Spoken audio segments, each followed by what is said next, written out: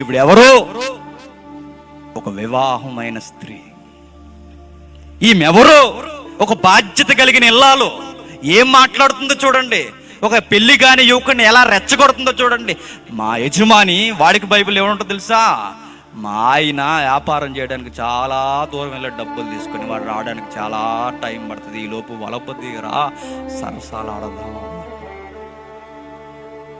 ఇలా అంటున్నాను, అనుకోకండి. వినడానికి మాత్రం మనకి ఇబ్బందిగా ఉంటుంది, కానీ ఎవరు లేనప్పుడు మాత్రం అవకాశం దొరికితే దొంగలు మనం అంతా.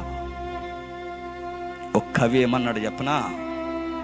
పాపం చేస్తున్నప్పుడట, పాపం చేస్తున్న బాధ రాదట, పాపం చేసిన తర్వాత అందరికి తెలిసిపోతుంది చూడు, అప్పుడు బాధపడతాడు. ఇంటికి బాధ దేనికి? అందరికి తెలిసిపోయిందని, చేసినందుకు కాదు, అందరికీ తెలిసిపోయిందని బాధ. పాపం చేసినప్పుడు కృంగిపోరు, అందరికీ తెలిసిపోయింది. ఎప్పుడు మనం కృంగిపోతామని చెప్పినా అందరికీ తెలిసినప్పుడే. ఎప్పుడు మనం ధీమాగా ఉంటాం తెలుసా? రహస్యంగా పాపం చేసిన రహస్యంగా ఉన్నప్పుడు ధీమాగా ఉంటాం. మనం ధీమా వ్యక్తం చేస్తూ సంసార జీవితాన్ని రొస్టు పట్టించుకుంటున్న వారులారా, కుమార్తెలారా, అక్కలారా, చెల్లెలారా, మీ అందరికీ దేవుడు చెప్తున్నాడు, మీ కాపురాలు జాగ్రత్త. నీ యజమాని నిన్ను నమ్మాడు తల్లి, నిన్ను నమ్మాడు. నిన్ను నమ్మి సుదీర్ఘమైన ప్రాంతానికి డబ్బులు తీసుకుని వెళ్ళాడు.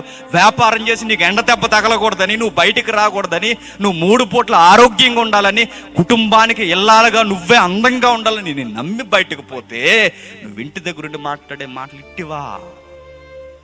నువ్వు బతుకున్న శవాన్ని నువ్వు, నిగ్రహం లేని స్త్రీవి నువ్వు.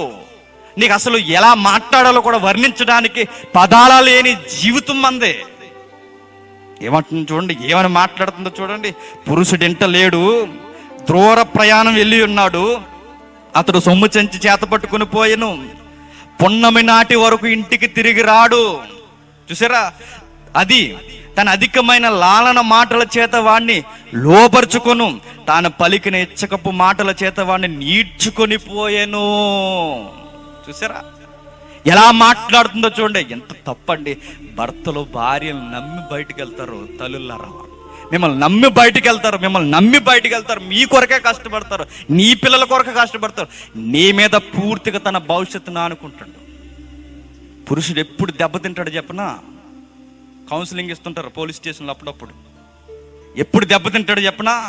వాడు ఏ విషయాన్నైనా భరించగలడు, కానీ ఏదైనా జీర్ణించుకోగలడు, కానీ ఆస్తిలో కానీ ఇల్లు నష్టపోవడంలో కానీ ఏదన్నా జీర్ణించుకోగలడు. పురుషుడు జీర్ణించుకోలేనిది ఒకటి ఉంది. అదేంటో చెప్పనా? నా కౌగిటిని, నా పడకను వేరొకడు పంచుకున్నాడు అన్నది జీర్ణించుకోలేడు పురుషుడు.